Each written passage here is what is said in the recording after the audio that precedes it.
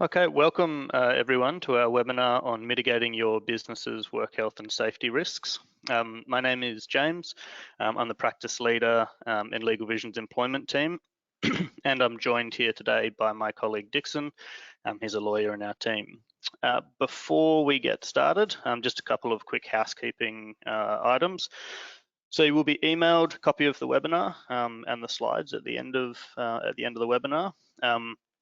And during, while we're speaking, you've got an opportunity to submit your questions in the chat box, and we'll have a chance to get to hopefully as many of them as possible at the end. If we don't, there's an opportunity to book in with us for a free consultation. We'll discuss that a bit later. If we don't get your question, you can use that. There's also a survey that we'd like you to fill out at the end. It really helps us to improve this, so I'll be asking you to do that. As we've got there, all attendees here today are eligible to receive a small to medium business legal health check with us. And we sort of use that to identify some gaps in your legal compliance. So to request that free health check, just provide us with your contact details in that survey that appears at the end of the webinar. All right, today, in terms of things we're going to be discussing, so it's WHS. Number one, understanding your obligations. Number two, we'll talk about identifying risks in your business. Three, your general approach to reducing or eliminating those risks. Processes for ongoing compliance. We'll discuss a little bit about a membership with LegalVision, and then of course, as I mentioned, have an opportunity to answer some questions. So please do send those through. All right, well, we'll just get into it now. I'm going to start by talking about your WHS obligations. So model WHS laws were developed by Safe Work around 2011, and it was sort of to improve, I suppose, the consistency of WHS standards across the country. Before then, every state and territory had its own OH&S laws, so some people still use the term OH&S. We're now talking about WHS, which is the kind of, we call these harmonized laws. So every state and territory now has the same law on WHS, except for Victoria, so they're still yet to adopt these WHS laws, but the obligations are very similar. So for today, we're going to be using the term WHS, but that will still sort of apply equally in Victoria in terms of actually covering off the essence of what you need to do having regard to those state obligations.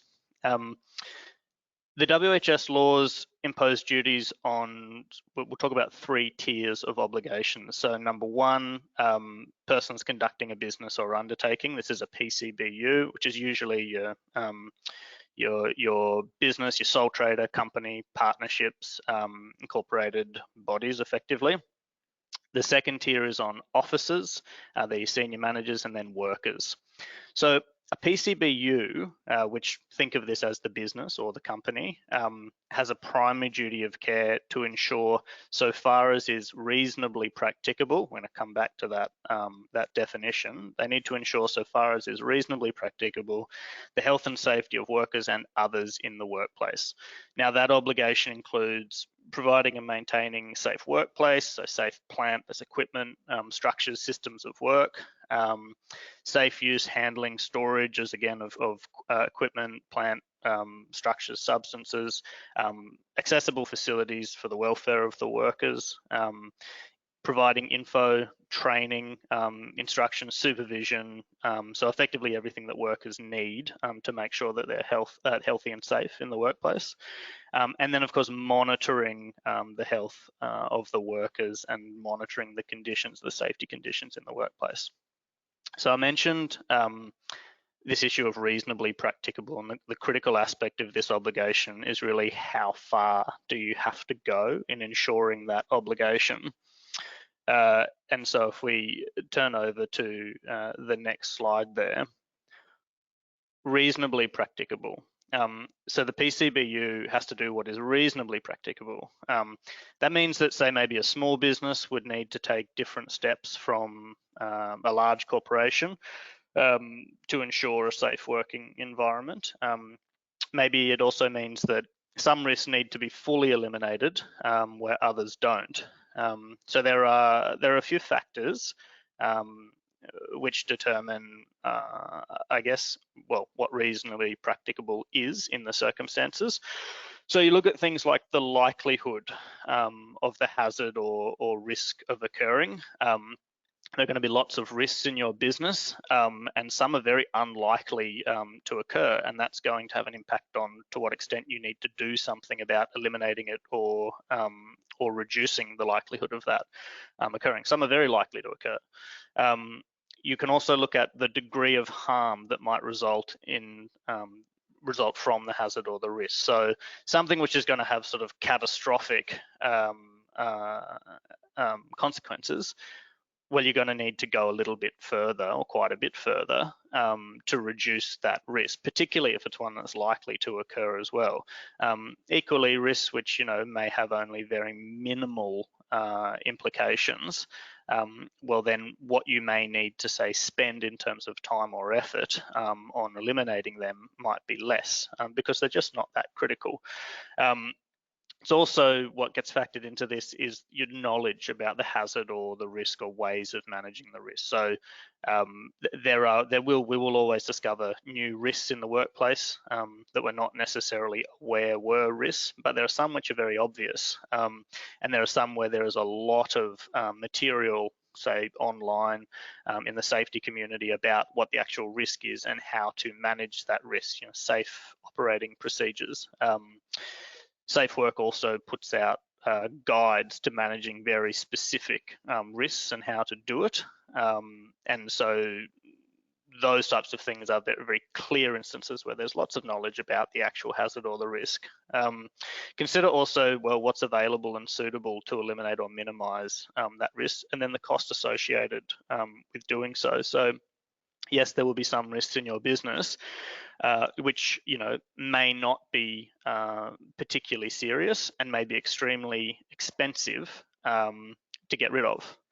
Well, the law is not saying that you have to then go to extreme expense, crippling expense to manage that risk. By contrast, if that risk was, say, something very serious and the costs were reasonable, in terms of eliminating or managing that risk, then you may be expected, so far as the law is concerned, to do something about that risk. So there are a lot of factors which get taken into how far you need to go, and it's always on a case-by-case basis, having regard to what the actual risk is and what you really can do about it. So that's the obligation on the PCB or on the company. That's the general obligation. I turn now to officers. So if we click over to the next slide there, officers, they're people who make decisions that have an impact on the whole or a substantial part of the business. They're your senior managers, they might be your C-suite executives. So they are quite senior people in the business, and they have specific obligations under WHS laws. So that's in their personal capacity. This is one of those areas where, for a lot of our clients, we're talking about risks associated with the company and the corporation's liability. When we're talking about WHS, senior managers, owners of businesses, these obligations sit on them in their personal capacity, separate to the obligations which are on the company.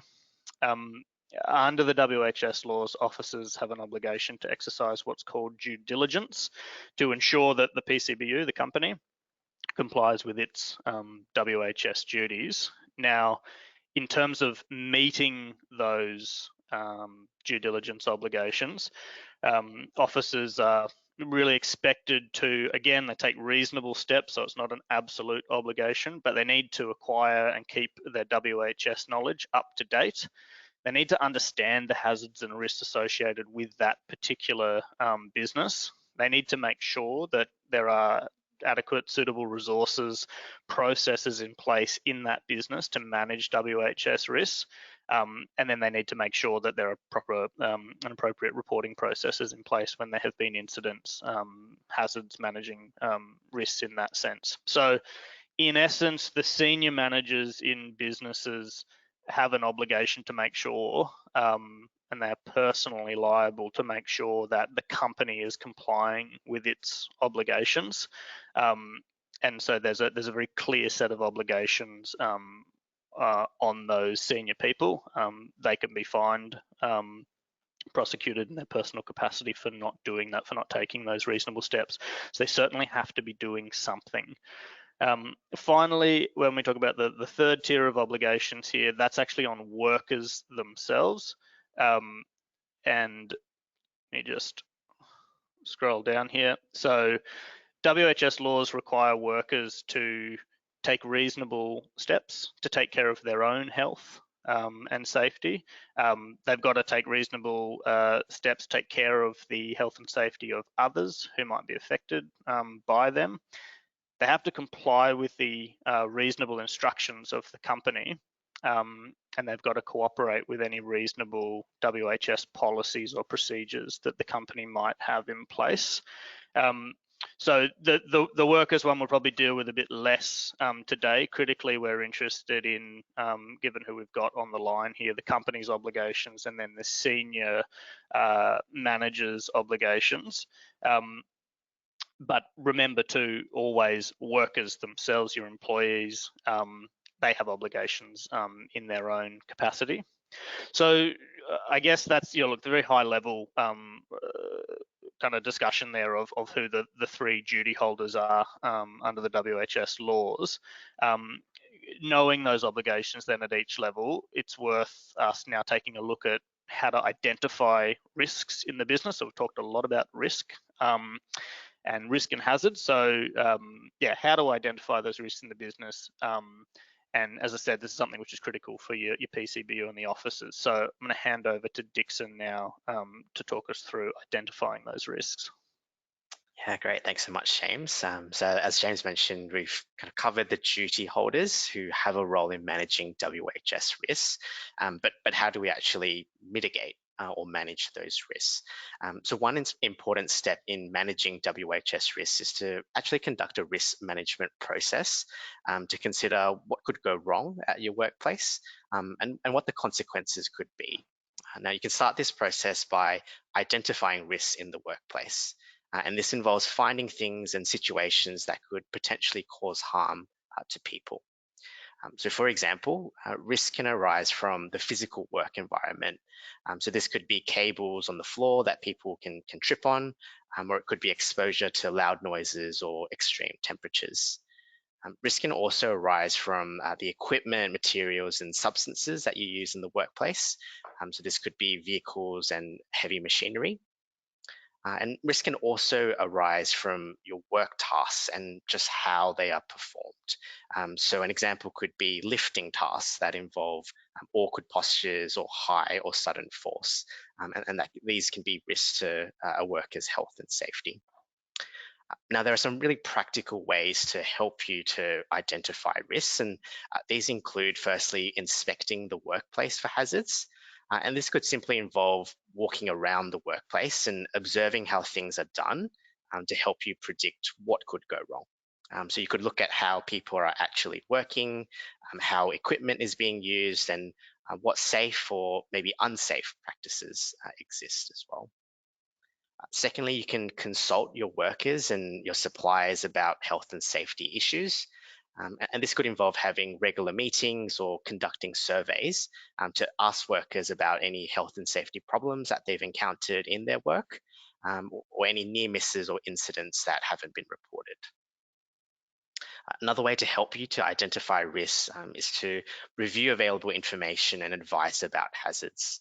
And James alluded to this a little bit earlier. These could be guides and codes of practices published by Safe Work, the regulator, or information provided by industry associations and safety consultants. So these are really useful and practical ways you can start with to help identify risks in the workplace. Now, when we think of risks to health and safety in the workplace, we often think of physical risks, but it's actually really important to remember that there are psychosocial hazards, and these are also risks to health and safety. It can cause psychological and physical harm.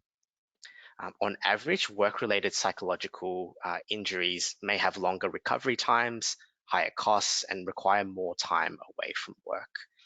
And managing the risks associated with psychosocial hazards not only protects your workers, but it also decreases the disruption associated with staff turnover and absenteeism, and may improve broader organizational performance and productivity. So we've got a list of common psychosocial hazards there up there on the slide. So, these could be job demands, poor support, lack of role clarity, could arise from traumatic events, remote or isolated work, as well as bullying, discrimination, and harassment. Okay, so we've talked a bit about identifying different types of risks, both physical and non-physical. And after you've identified them, the next step in the risk assessment process is to assess those risks. And to do this, it's useful to come back to the principle that James discussed earlier, which is to determine what is reasonably practicable in the circumstances through considering issues such as how long the worker will be exposed to the risks, the likelihood of the harm occurring, and how severe the harm could be as well. So I'll now hand it back over to James to address how you and the business can reduce or eliminate the risks you've identified. Okay, thanks, Dickson. So yeah, really this is then, okay, well, you know your obligations, you've got to go through and carry out risk assessments, try and understand what all the various risks in your business might be, whether they're physical risks or non-physical, these psychosocial risks and hazards. What do you actually do to then go and reduce or eliminate it? So one of the sort of first things you need to do is actually identify and inform your duty holders of their obligations. So the PCBU, that's easy, that's your business, but it needs to be fully aware of what its obligations are, and those are the things we discussed earlier.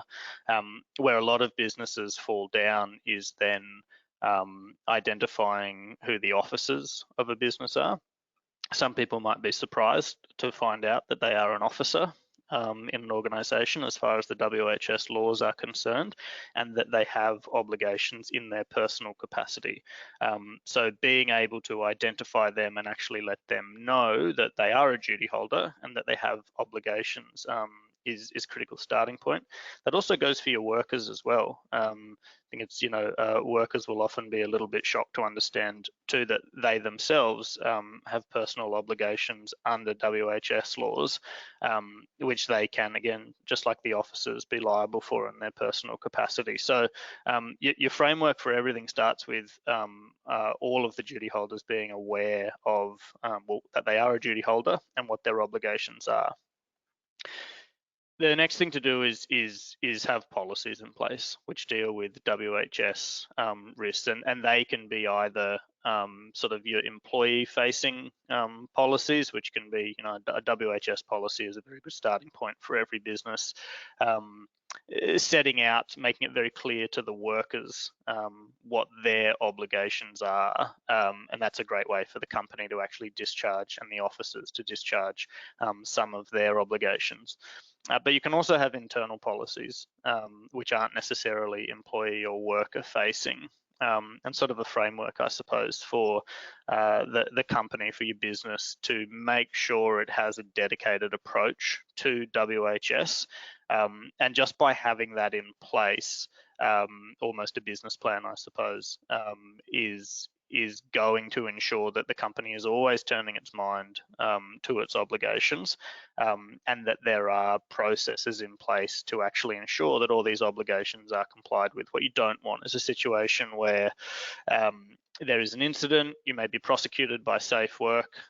Safe Work investigates and says, all right, well, what have you got in place? You've been asked to take reasonable steps under the law here. What steps are you taking? If there's nothing to turn over to them and show here's what we're doing, it's going to be very hard then to argue that you are taking reasonable steps. So it's your first line of defence, having policies and procedures in place. This sort of infographic there, this comes from Safe Work, which is a hierarchy of control measures. Safe Work asks you to apply this to risks. So it effectively sets out your required approach to eliminating or minimizing risks. Now, at the top end is actually the process of eliminating the risk, whatever it may be. And in that instance, you'll typically implement the highest level of health and safety protection and the most reliable control measures.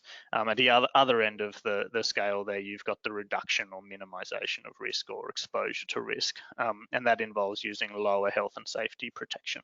Now, that all needs to be considered, and what drives your minimization or your hierarchy of controls approach there is what we mentioned earlier: what is reasonably practicable.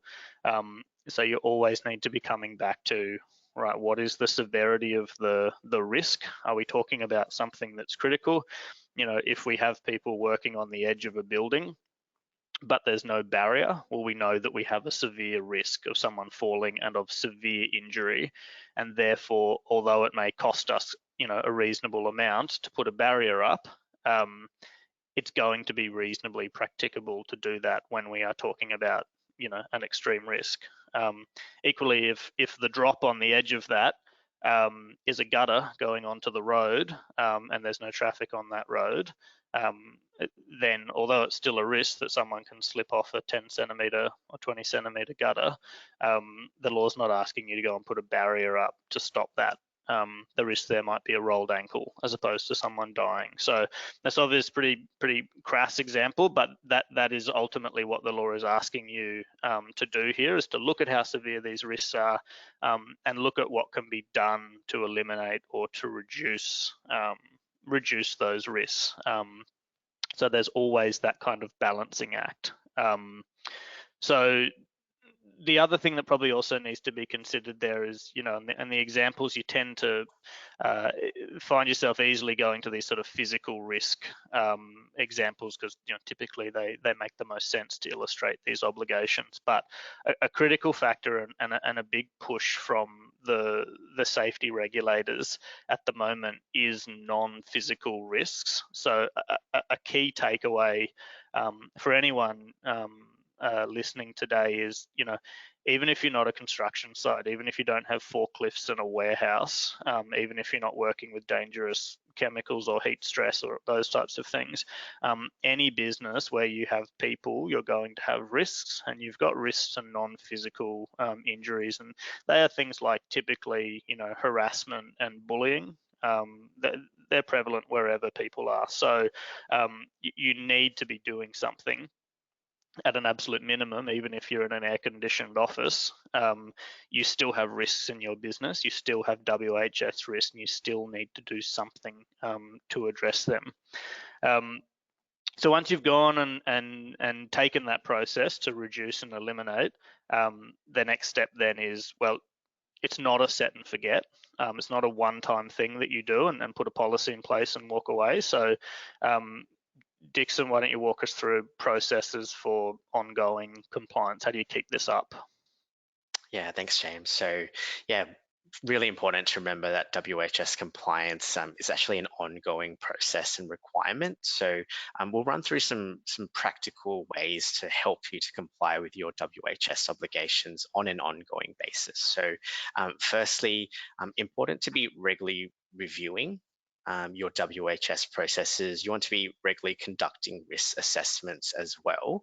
And you might actually want to diarize this. You might want to set clear timeframes on when the assessments and reviews will take place. And it can also just be useful to have the reviews conducted by someone other than the person who actually administers the WHS plan, processes, procedures that you have in place.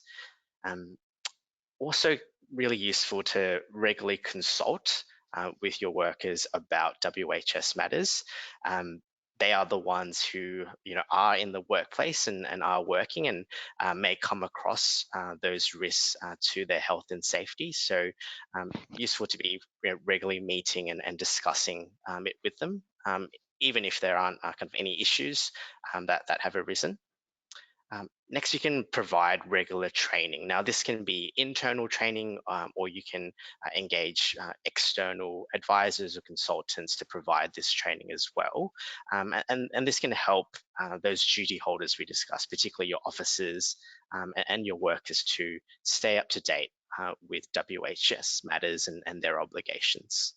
And finally, to just keep records of the risk management process. And this really helps you to demonstrate that you've complied with your obligations, and it can also help you to improve your WHS processes. So some information that you can consider keeping and is useful to keep include what you've identified in terms of the hazards and the risks, what kind of control measures you've implemented to reduce or eliminate risks, what kind of consultations you've had, any kind of training that you've provided. You could record that in a training register, any plans you have to implement changes as well to your risk management process. So they're just a few examples for how you can be maintaining and WHS compliance and just keeping it front of mind for your business. Well, that concludes the main content of our webinar, and we've covered a lot of ground today. So if you're interested in finding out more about your WHS obligations, you can get a copy of our Safety Essentials for SMEs guide. And there's a handout section in the panel where you can download that. Also wanted to flag there are a couple of really exciting WHS related events that may be of interest to you, all happening next month in March, relating to mental health and some of those psychosocial hazards we were talking about, going to a lot more detail there, as well as sexual harassment and bullying. Please keep submitting your questions. We're going to be answering them shortly, but just to give you a little bit more time to submit them, I'm just going to tell you a bit about our LegalVision membership. So our LegalVision membership is a cost-effective alternative to the expensive hourly rates that you may experience with other law firms. So for an affordable fixed monthly fee, you'll receive cost certainty and all-inclusive legal services, such as unlimited document review and drafting, which would include reviewing or drafting your employment contracts and core workplace policies, including a work health and safety policy. The membership includes unlimited consultations. You can book as many meetings as you like with our specialist lawyers to discuss your employment needs or any of your other business legal needs, such as contracts, business structuring, and disputes. The membership also offers a limited domestic trademark registration and much more, which you can see there on the slide, or for a reasonable monthly fee. Now, if you're an existing LegalVision member, you can actually add on to your membership our WHS advisory service.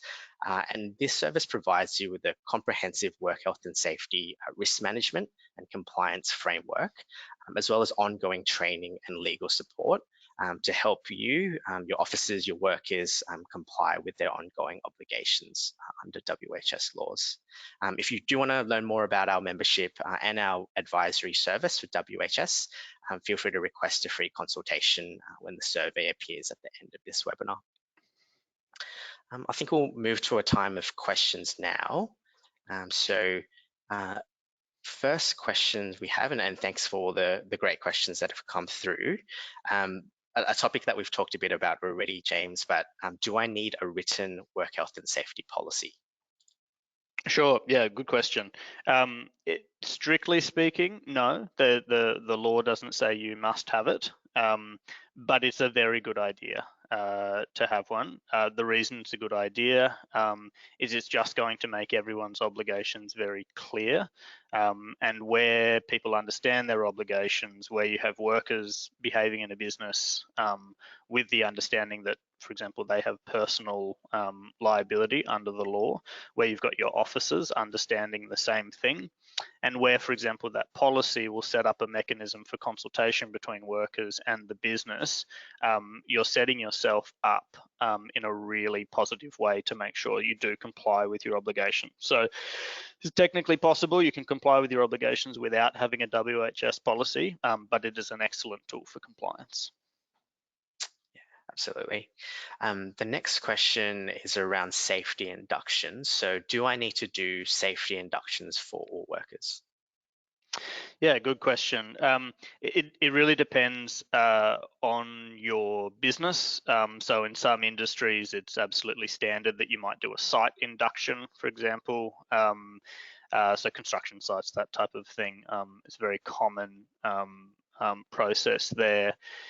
Where you have office workers, yes, it's still a sensible thing to do. There's no law which says you have to do it, but it is an excellent way to make sure, again, that you're complying with your obligations. So we would certainly recommend it, and it really depends on your business too. You know, if you're working in an office, well, your safety induction is probably going to be very brief. You know, it may include something like, from the physical standpoint, look, here are the fire stairs and the fire exit.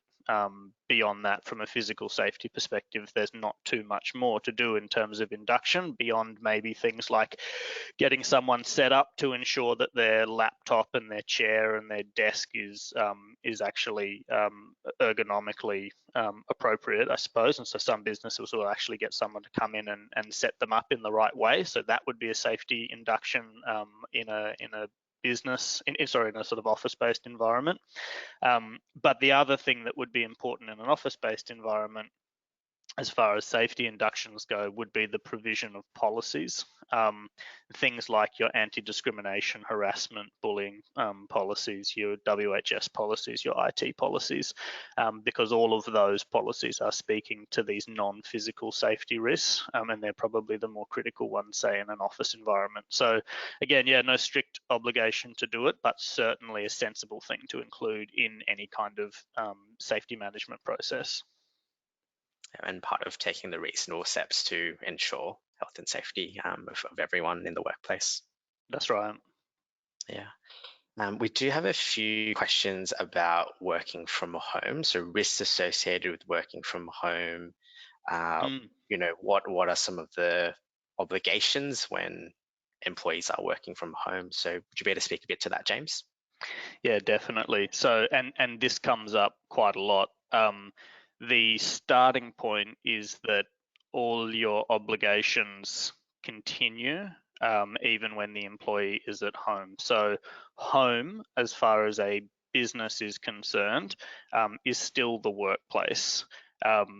Now, that can make things very tricky for businesses who say, well, I have very limited control over what people do while they're working from home. And if they injure themselves while they're working at home, what could I have done to have prevented that? The upshot is it's still the workplace. You're still responsible for it. But what's important in this instance is to remember that the law is asking you to do what is reasonably practicable to ensure your workers' health and safety. So again, the law is not imposing an absolute obligation on you to make sure that there is never an injury or that nothing ever goes wrong. And the law is understanding that there are limits on what you can do. But what the law doesn't want you to do is nothing. And so when it comes to working from home, although there are limits to the influence you as a business owner can have on your employees working from home, there are still things you can do. For example, and that's a very common approach that we take with clients, is to implement a working from home policy and a working from home checklist. Now, the policy basically, tells the employee that they've still got to look after their own health and safety when they're at home. So one of the things you can do as an employer is actually just make a direction to someone that they behave in a safe way, even when they're at home. And as we said, there are limits on what you can do, but that's one of the things you can do. With a work from home checklist, that effectively gets the employee to work through the physical space that they've got, so their home office, for example. And they have to answer a series of questions about that space. It goes into, things like, is there adequate lighting? Is the temperature appropriate? How is the laptop set up on their desk? Are there cords in the way? People running extension cords to get to a desk in their bedroom or something like that. And if there are cords, have they been, taped down to the ground? That type of thing. So there are no trip hazards. So it effectively, when we think about taking reasonable steps or doing what's reasonably practicable. You can't go to someone's house and watch them work and tell them, hey, don't trip over that cord, or hey, you're sitting on the more common things, for people at working from home is they get back injuries from sitting at the kitchen table. So they've got a desk that's at the wrong height, and they've got a chair that they don't sit in the right space for doing 8 straight hours of sitting. They're the main things that are problematic for people. And so, but we know you can't go and the law knows you can't go and watch them work and set them up in that way. So the checklist, in a sense, is the best you can do, and the employee goes through and ticks those things off. Now, either they tick it all off and then that satisfies you to the extent that's reasonably practicable, that they are working in a space which is, as best you can be, free from risk to injury. And then, of course, if they do say, well, no, my laptop is, sitting on my lap while I sit on the couch, folded over, or no, my house is full of trip hazards or whatever it may be, that's then going to prompt you to then have a conversation with them about, well, if we're going to let you work from home, you're going to need to make sure that that home workspace is actually safe and fit for purpose, because you as the company are going to be on the hook if there's an injury. As I said, most of these injuries are going to be things like back injuries. They're the things we see the most of, people lying folded up on the couch with their laptop, probably got Netflix on in the background, but they end up, popping a disc in their back or something like that. But those things can be, really long-term injuries for employees. They can go on workers' comp for that, and they can be out of the workforce for months while dealing with those things. So it is still critical to take those steps. But as I said, you can put in place a policy for working from home, and you can put in place a working from home checklist that the employee fills out to effectively make sure that home environment is safe. So there are definitely still things you can do, and you definitely still have obligations applying to that home workspace. Yeah, thanks for that, James. Really helpful. We've got a couple of questions about training. It's something we mentioned in our webinar. So what's some examples of training that can be provided? And there is a question, do we provide training for officers and PCBUs? Yep. So answer the second one. Yes, we do. We regularly train business owners and the senior managers. We also train workers as well, so we can do in-person sessions or online sessions, and that's very important. It complements policies. So policies are sort of useless if people don't understand them, but carrying out regular training is really important for at all levels. It's important for your officers to understand their obligations, so they actually make sure they are discharging the company's obligations, but then it's important that workers are receiving training as well, so that they are aware. For our members who have our WHS advisory service, what we do as part of that is include training on a quarterly basis for both your workers and for your officers. We also mentioned that officers have an obligation to stay up to date on health and safety matters, and we keep them up to date. So for our clients with our WHS advisory service, we're effectively just trying to make sure that all these obligations are discharged. So definitely talk to us about that if we can help you with training. You don't have to, again, there's no requirement that you get trained by lawyers on these obligations. It's a very good thing to do for your liability, but you don't have to. There are materials, so Safe Work puts out quite a lot of materials. So for a small business that maybe has, very few employees, already has a semi-reasonable approach to WHS, you don't necessarily, it may be overkill, maybe to be engaging third parties to come and do specific training. So you can make use of those kind of online materials, but you can also do your own more, I suppose, informal, or call it in-house training. And that's really just a matter of, once you have your WHS policy, if you have other WHS procedures in place, it's actually a matter of sitting down with your workers, ensuring that they've read it, taking questions on it, but walking through those obligations. So some of your training is going to be on the legal obligations that everyone has. Some of it is going to actually be on your workplace and the actual risks in your workplace. So you can do that training in-house. A lot of the risks in your workplace you'll be able to identify yourself, and then it's a matter of organizing your workers together to go and talk about them. For some businesses, you might find where you've got particularly niche safety issues, complicated safety issues, you're going to use a third party, and that wouldn't necessarily be us in terms of identifying physical safety risk, but there are health, safety, environment advisors who can come into a workplace, look at physical safety risks. They can tell you whether the matting that you've got on the floors is, the appropriate slip rating and that type of thing.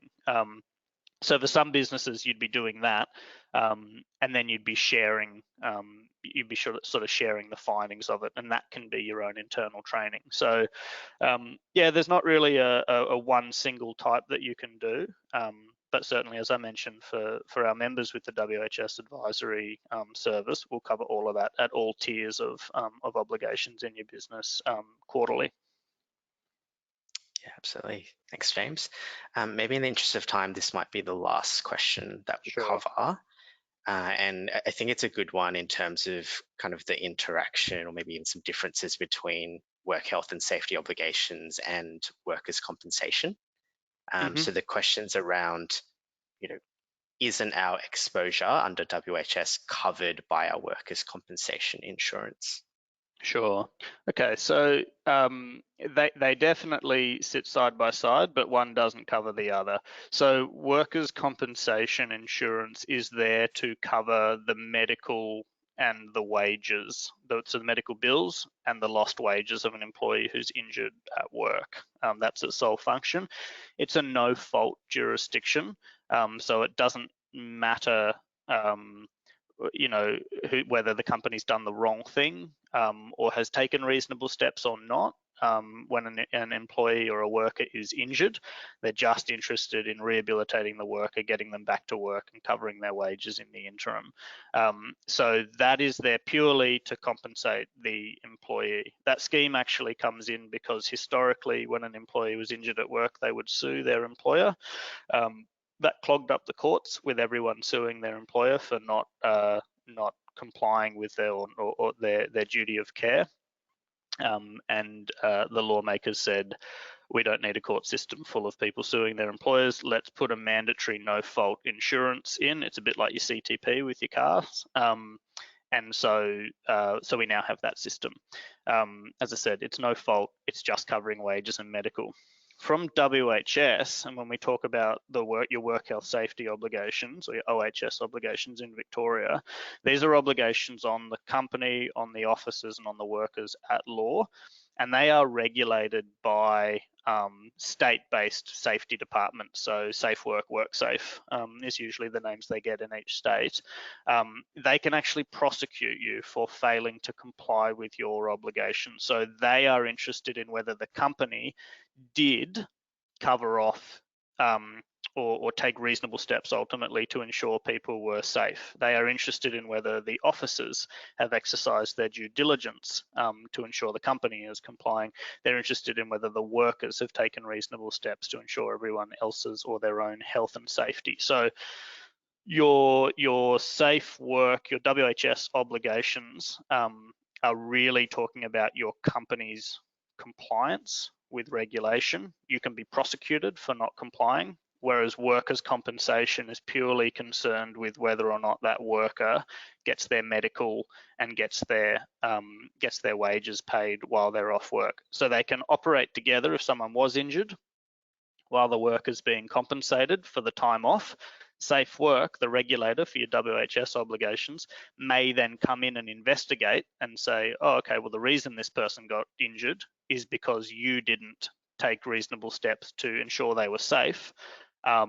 and then you would find you could be subject to a safe work prosecution. Penalties can flow from that, and in very severe circumstances, prison time as well in the case of a death of a worker. But the penalties are serious as well, so they can be in the millions, and there's prison time as well. As I said, that's for very serious and negligent instances.